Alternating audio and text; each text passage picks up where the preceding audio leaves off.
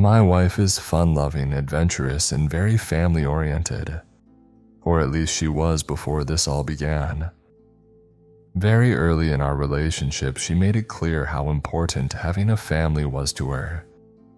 This scared me a little bit, but I wasn't opposed to kids and we had such a great time together. We hiked, camped, biked, and simply enjoyed being outdoors. Sometimes she would daydream out loud about what it would be like to do all those things with a child of our own and to share all their new experiences with them. We ended up moving in together about a year after we started dating, and I was working 2 part-time jobs while she was working a full-time night shift job, as well as attending college in the morning. We had no time and were barely making ends meet for a while there. COVID was her senior year of college, and I was one of the lucky few who got the opportunity to advance in my career due to the pandemic. We got married and saved all of our extra cash, and were fortunate enough to buy a house while the market was still way too hot. It was definitely a fixer-upper, and it's still presently a work in progress, but it was our own place to do with as we pleased. 3 bedrooms and 1 bathroom. We imagined what life might look like with those rooms filled. Then we had our first son. Postpartum was a hard season, as neither of us slept much with a newborn, and my wife struggled with postpartum depression. But after the first month and a half, we had longer bouts of sleep and some actual time for our little family. We live in a state where both parents get 3 months off, paid for bonding with the new child, so my wife set up a handful of trips. And as a family of 3, we hiked and camped and went to the beach. It was great and felt akin to the beginning of our relationship. Those months went by fast. Soon we were back to the slog of full-time jobs, and now navigating daycare drop-offs and pickups. Where we would normally sleep in on the weekends, we now were up early with our baby. Sometimes this led to tension, but mostly we handled it well, and the love we share for our son outweighed any of the inconveniences to our day-to-day lives. It's an adjustment period for sure though, as you continually practice putting the needs of another being above your own. But it's so rewarding. Our baby boy turned 1, and my wife wanted to begin trying for another baby. I had no complaints with that request. That experience was much different than the first. This time it took many months and doctor appointments and blood draws and pills. We grew apart as my wife would go from hopeful one week to deeply distraught the next. She'd spend a day curled up in bed instead of out in the yard, playing with her baby she already had. I felt that she was being ungrateful, but I'm not a woman, and it's not my body, so the understanding was lacking. This caused a rift between us some days. Months passed and it was Christmas Day. Like many wives, mine does the heavy lifting when it comes to the holidays. There were several packages neatly wrapped under the tree, and stockings on the mantel were filled to the brim. I didn't know what was in the majority of it. She recorded our son opening his gifts for his second Christmas. It was great watching his little face light up with each new toy or candy or article of clothing, though the wrapping paper was his actual favorite. My wife then pointed the camera at me and told me to open my stocking. I pulled out a few thoughtful gifts, too much candy, and what I thought was some sort of marker, but it wasn't. It was a pregnancy test with 2 pink lines in the test window. I started to cry and we embraced. She sent the video clip to her friends and family as the Christmas morning announcement. We were really happy. The ultrasounds were my wife's favorite appointments with our first son, and she made a little paperclip chain on the calendar to count down the days until we got to see this new little life for the first time. The guys at my work gave me some grief about needing an extra long lunch that day to be able to make the appointment. It was important to my wife, and since I can't feel what she feels, It's a connective point to have the visual of what's going on inside of her. It was the same doctor she had seen with our first, in the same ultrasound room, the same gel on her lower abdomen, and reclining back on the same chair. She was more relaxed this time, expectant of what we were about to see. But it wasn't the same. The gestational sac was there and a small lump lay still, not bouncing and kicking like our first. My wife's smile faded, and I took the rest of the day off to head home and be with her. Her mom watched our son. The miscarriage wasn't natural. The baby, our second son, had to be surgically removed. My wife was incredibly distraught and had grasped onto the little shred of hope that there may be signs of life, requesting an ultrasound prior to the procedure. He remained right where he'd been. The doctor talked to me while she was still asleep. Decay on the tiny body had already begun to take place, which could have been very dangerous for my wife. This solidified for me that this was the right choice, but my wife recoiled at that detail when I told it to her later. She had a few days of pretty intense pain but made a full physical recovery. Mentally was a different story. There were several nights after we put our son to bed that my wife would lock herself in the bathroom and sob, loud, breathy sobs, where she couldn't have answered me verbally if she wanted to. I would ask her to let me in, to be with her, to hold her, but she had none of it. She wanted to be alone, so I left her alone. I thought that might help.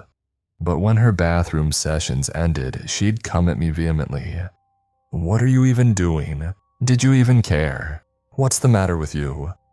I tried to explain how I was also processing this loss, but at the same time trying to care for her and our son. I think she actually hated me. She no longer came to bed with me but opted for the couch. I tried to show my care by covering her up with her favorite fuzzy blanket and placing her water bottle on the side table to encourage her to drink something. She'd at least oblige me and take a sip. Aside from the week off after her procedure, she still went to work, dropped off and picked up our son and made dinner. She was still keeping up daytime routines and childcare, but when our son went to bed, she'd turn back into the disheveled, sad lump on the couch. We live above a graveyard, and sometimes take our son to the little pond there to feed the ducks and geese. But that day, my wife took our son to the little burial plot where our second child was being put to rest. I do regret that I didn't get the day off, but I didn't know how to process it all. And if I'm being honest, it felt a bit more grandiose than it needed to be. Miscarriages aren't uncommon, sadly, but it turned out none of the family could make it. Maybe they were actually too busy, or maybe they shared my sentiments. Who knows? Regardless, my wife was there with our son, some strangers, and a pastor who gave a nice speech about the tiny little body in the tiny little box.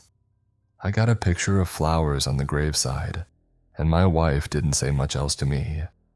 I tried to apologize, but she wouldn't have it, and I can't say I blame her. I wouldn't have guessed that no one else would make it. That's just shifting the blame. That night I had stayed up late and I'd gone to check on her before I got into bed. She lay in what looked like a terribly uncomfortable position, but the soft snoring confirmed she was asleep. I covered her with her blanket and turned off the lamp. I made my way out of the living room and to the bathroom to get myself ready for bed. When I opened the bathroom door, I jumped back with a shout. She was just standing there in the hall, staring at the wall. "What are you doing? I thought you were asleep. You scared me." Nothing. She didn't acknowledge me at all. I'm prone to the occasional sleepwalking episode, and given all the physical and emotional stress she was under, I figured it was completely plausible that she was having an episode herself. "Come on, hun, let's get you back to bed." She turned her head immediately and met my eyes. "No. I'm sorry, I thought you were sleepwalking." We stood there for too much time, her eyes locked on mine with such an intensity. Anger, resentment, disdain, all of the above. Finally, I just exasperatedly told her, "I'm really sorry. I'm sorry this happened. I'm sorry I missed the burial. I'm sorry you're going through this. What do you want me to do? I really don't know how to help you here." But she just stared, unblinking, until she finally turned around and went to curl back up on the couch. Needless to say, I didn't sleep much, and I could feel the space between us growing wider. The next day, she got up like normal and was fully in her work mom mode. She didn't really acknowledge me, but that wasn't unusual since all of this had started. I was just glad that she was talking and tending to our son. It was nice to hear her voice in a semi-normal manner. We went to work, came home, she had a dinner on the table. I cleaned up and we put our son to bed together. She was still awake when I came to see her before bed, but she kept her face buried in her phone. I said good night and continued on my way. I also fell into the phone trap before going to sleep. My back was turned to the door as I scrolled mindlessly through reels. Eventually, I turned the phone off and rolled to switch off the lamp, and startled again. She was right there, standing at my bedside, not saying a word. "Honey, don't scare me like that. Are you coming to bed tonight? Here, let me fix the pillows." She continued in her silence and didn't move towards the bed. "Are you coming to bed?" I repeated to no avail. This time, her eyes weren't right on mine but seemed to be looking past me. I glanced over my shoulder but saw nothing. "Hun, we really need to get to bed, it's a work night." But she wouldn't leave and I couldn't sleep with her looming over me like that. I seriously didn't know what to do, but what I decided on probably wasn't the right choice. I sat up with no movement from her still, and I wrapped my arms around her waist, picking her up in one quick motion. She began kicking violently and punched at my back. "That actually hurt," I exclaimed, dropping her. "Don't touch me," she hissed. "I need to go to bed and so do you. You've got to go somewhere." Her face went back to deadpan and she continued to just stand there. "I'm serious," my voice raised as I was reaching my wit's end. "Tomorrow isn't promised," she said flatly and finally turned to head back to the couch. My elevated emotions kept me awake for some time after she'd left. To my dismay, this became a trend. I'd get ready for bed and at some point between the bathroom visit and turning off the lamp, she'd appear, wordless and staring off into space, sometimes at me, sometimes at a wall or an object. I started to just ignore her and eventually could manage sleep despite her presence. I mentioned therapy, but she was uninterested. She blamed the price and I told her that we would manage and it was important for all of us. She still refused. I tried to let it go since it wasn't affecting our son, but even under the circumstances, this was obviously not normal. She had become very depressed after the birth of our first son, and I knew she had gone through the same hormone dump but without the baby this time. So I just tried to rationalize it as best as I could. The internet said it would take a few weeks for her hormone levels to get back to normal, but we were well past a few weeks. I felt helpless for me, for her, and for the whole situation.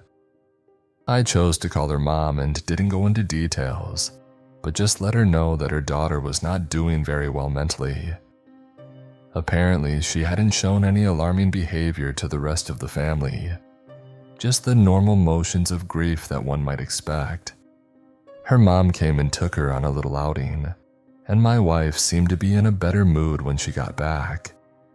She'd gotten a gift for our son, and they played together until it was time for bed. She didn't say much to me, but for the first time in weeks she got into our bed. There was such a huge sense of relief. I'd done the right thing. Things were going to get better from here. I had vivid nightmares that night, and I woke up in a cold sweat. To my horror, as adrenaline was already high, I saw that my wife had rolled towards me, with her large eyes and blank expression. Thinking maybe I'd scared her, I told her I'd had a nightmare, but she continued to stare and say nothing. "Great, whatever," I said, rolling back over. It was better anyways to have her staring at me from in the bed rather than standing over it. Probably due to already having a nightmare, I just couldn't shake the feeling of her watching me. I tossed and turned, and kind of hoped she'd leave the bed, but she didn't. So much for better. The next morning, I got up for work and she was still asleep. This was not super unusual, so I went on my way, groggily. By the time I was actually ready to leave for work, our son was up and running around, but my wife still hadn't left the bed. I went in to gently nudge her. "Hey, I need to leave for work. Baby's awake, so I need you to get up." I can't even emphasize how angry her eyes were as she began waking up. I was irritated by the daggers she shot my way. After all, she was the one who had kept us both up the night before. I went back to the living room and got our son a cup of milk and put on a TV show for him. I waited for my wife to emerge, but she didn't. The clock was ticking. I went back to the bedroom and she was in the bed staring. She didn't look at me, but just blankly stared at the wall. This behavior hadn't translated to the morning before this, and I had no time to wait for her to come out of it. From all of our night experiences, I knew there was no time frame for this, and we both needed to leave for work. I snapped my fingers in front of her expressionless eyes. "We need to get to work. We do not have time for whatever this is." She didn't budge. I walked forward and put my hand on her shoulder, but before I could take back that action, she bit me. She drew blood. "Oh, what are you doing?" I cried, and at that point I heard the quick little footsteps of our son running to see what was happening. Oh God, not now. Clutching the bite, I turned out and closed the door behind me before our child could witness his mom, the feral animal. "What happened, Dad?" he asked so innocently. "Where's Mama?" Mama's still sleeping, but I told her she has to get up because Dad has to go to work. "Oh, okay." And he walked back out to the living room. The absolute trust he had in us both was both astounding and terrifying. I went to the bathroom to wash my hand, blood running down the white porcelain. You could clearly see where her teeth had each individually pierced the skin. I grabbed a large bandage and covered it up the best I could. Then she came out of the room, in her work clothes, back to normal like none of this even happened. "No, we need to talk about this. What the hell was that? This is not something we're just shoving under the rug." She didn't even acknowledge me. She just brushed past me and began brushing her teeth and putting her hair up. "You can't do that to me. You can't be like this around our son. This is not okay." "Don't touch me," stated very coldly, but at least I got words out of her. "I'm sorry for grabbing your shoulder, but I need you to tell me that this behavior will stop. I don't know what to do." Back to no response. She walked out of the bathroom and greeted our son, and I arrived to work late. I was so worried about what the night would hold that I chose to stay at work longer than normal. She never got into that crazy state before putting our son to bed, but a side of me recognized how unpredictable this behavior was becoming. I decided to head home a half hour before bedtime. Dinner would be done, I could step right into the cleanup, and we could all do story time after that. Like a normal family. Much like the ultrasound of our second, what I expected was not what I saw. "Hello, are you two in here? Baby, please answer me." No noise. An empty house, nothing was out of place or rifled through, and my wife's car was still parked in the driveway. I dialed my wife's number and I could hear her phone vibrating in the other room. I ran over there, but it just lay on the bed. No way to call her or track her location. I began my search on foot. Maybe it was just an innocent after-dinner walk, except it was dark now, and our road had no streetlights. In fact, with the whole expanse of graveyard behind our house, the whole thing is very dark and encased in the trees and shrubbery growing along its border. Walking turned into jogging as each minute passed without me finding them. I went up and down the main road, down side roads around the whole perimeter of the graveyard. There was no sign of them. The entrance to the graveyard was locked. I rattled the iron gate to see if it would budge, to no avail. The fence was lower on the east side, but I couldn't imagine how she might possibly get our son over the fence along with herself. But where else could she be? Looking down the street for witnesses and seeing none, I was able to climb over it without much issue. I began running through the graves. The grounds had rolling grassy hills, lots of plant life, large trees littered throughout, and a central pond. It was very picturesque in the day, but the darkness made it feel vaster at night. Shadows cast by plants moved with the breeze and would act as camouflage for a shadow from the living. I went section by section. Angry honks and flapping wings made me fall backwards as I made it to the pond. The dumb geese had now made my presence known to anyone and everyone, whether that be good or bad. Running through the birds, I kept moving. I wished now more than ever that I had attended the burial. Up a hill and rounding a corner, I saw a very large tree, easily wide enough to hide behind. I could see small objects dangling from it, but couldn't make out exactly what they were. I slowed my pace and tried to be as quiet as possible as I approached. They were little toys, strings grown into the branches, obviously put there long ago. The section of child and infant graves. Getting as close to the tree as possible, I peered around it. And at the far end of the section I could make out a figure, with a smaller one beside it. But they were both very still. Toddlers are not still creatures. The hair raised on the back of my neck. Should I sprint to them? Should I try to sneak my way over? Before I could choose my next move, my wife's head turned and she stared right at me, from across the whole entire section. I shuddered but decided to sprint for them. She didn't run, she stayed in her spot, our son with her. He was holding her hand. Why wasn't he looking towards me? Why wasn't he acknowledging the hurried steps coming right towards him? What had she done to him? I snatched him and lunged back out of her arm's length, prepared to run again, but she still didn't move. She glared, unblinking, her unnerving stare only partially covered by her disheveled hair. Squatting down breathless, I finally noticed that our son was staring blankly at a tiny headstone, engraved with our last name and only one date. I wrapped my arms around him, but his eyes stayed transfixed to that spot and he still said nothing. "What did you do to him?" I demanded. The ghostly remnant of my wife only stared back. "Answer me, what did you do?" Silence. "We have to go home, we're going home." At this point, I couldn't care less if she wanted to rot on the ground along with the child that we lost. I turned and started to leave with our son, but he turned to keep the grave in view. I shuddered and chose to cover his eyes with one hand while scooping him up in the second. "Say bye-bye to the baby," I told him softly. My wife lurched forward, but I had just enough time to break into a sprint myself.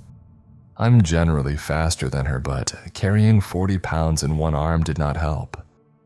"What do you want?" I yelled back. Only audible breaths came from her as she continued her pursuit. "Stop! You're scaring him, you're scaring me." I started running down the hill back towards the pond when something caught my foot. I dropped my son, arms naturally coming out to try and stabilize myself, but I still ended up tumbling down the hill. By the time I reoriented, she had him again. "No, stop, what are you trying to do?"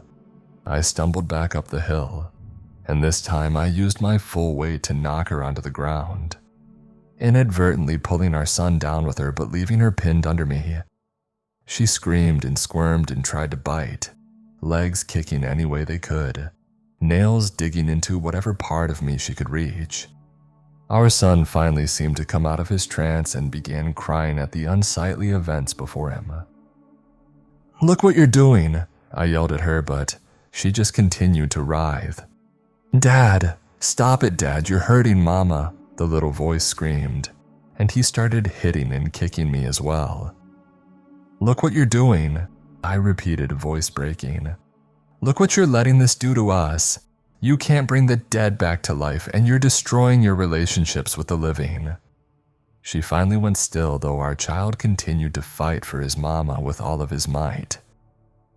I slowly rolled off her and hugged our son tightly. "I'm sorry," I whispered.